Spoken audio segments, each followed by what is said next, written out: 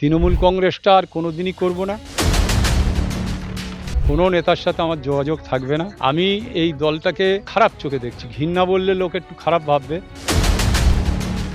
শোনা যাচ্ছে যে আপনি আইএসএফ এ যোগদান করছেন, এটা কতটা সত্য? আমি চাই যে আমি আবার নতুন করে আমি আবার মাঠে নামবো।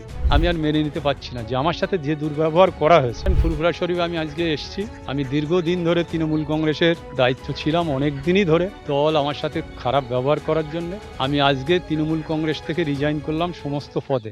এই মুহূর্তে আমরা রয়েছি ফুরফুরা শরীফে, আর সেই ফুরফুরা শরীফে এই মুহূর্তে আমরা দেখতে পাচ্ছি আরাবুল ইসলাম, তিনি এসেছেন দাদা হুজুরের মাজার জিয়ারত করতে। তার আগে আমরা দেখলাম যে হোসেন সিদ্দিকীর সঙ্গে এবং তাহের সিদ্দিকীর সঙ্গে সাক্ষাৎকার করলেন। আজকে ফুরফুরা শরীফে হঠাৎ কেন এলেন?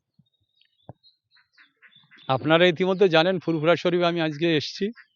আমি দীর্ঘদিন ধরে তৃণমূল কংগ্রেসের দায়িত্ব ছিলাম, অনেক দিনই ধরে।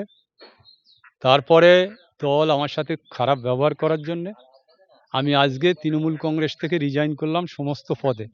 তৃণমূল কংগ্রেসটা আর কোনোদিনই করব না। কোনো নেতার সাথে আমার যোগাযোগ থাকবে না।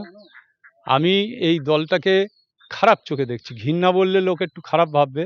আমি এই দলটাকে আমি আর মেনে নিতে পারছি না যে আমার সাথে যে দুর্ব্যবহার করা হয়েছে।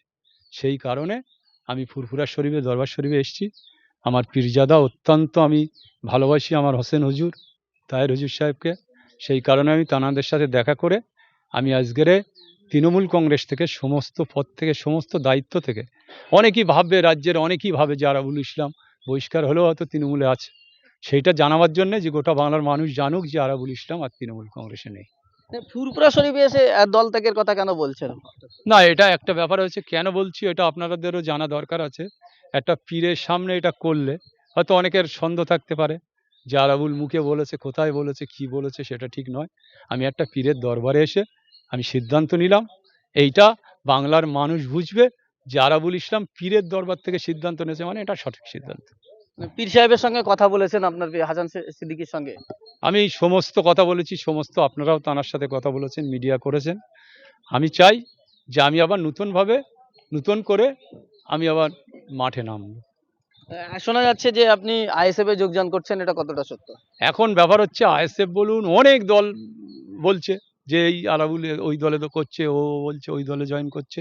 এটা কোনো ব্যাপার নয়। 2-1 দিনের মধ্যে সব কিছু আপনারা জানতে পারবেন যে আমি কোন দলে জয়েন করছি, কখন কোথায় জয়েন করছি, সেটা আপনারা 2-1 দিনের মধ্যে জানতে পারবেন।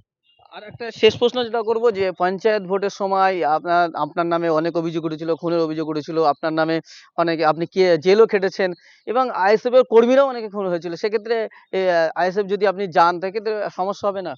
না, সেটা নিশ্চয়ই আমি, আইএসএফ এর সবাই জানে যে সেই সময়টায় আরাবুল ইসলাম পঞ্চায়েত নির্বাচনের সময় আরাবুল ইসলাম কিন্তু ফিল্ডে কোনো জায়গায় ছিল না, সবাই জানে। সেই কারণে আমি সবার সাথে কথা বলবো। আমি যদি সে দলে যাই, আমি সব নেতৃত্বের সাথে কনভিন্স করে সবার সাথে কথা বলে তারপরে তো আমি সেটা চিন্তা ভাবনা করবো। পঞ্চায়েত নির্বাচনে 3-4টে পরিবার খুন হয়েছিল, সেখানে তাদের পরিবারের সঙ্গে কথা বলেছেন?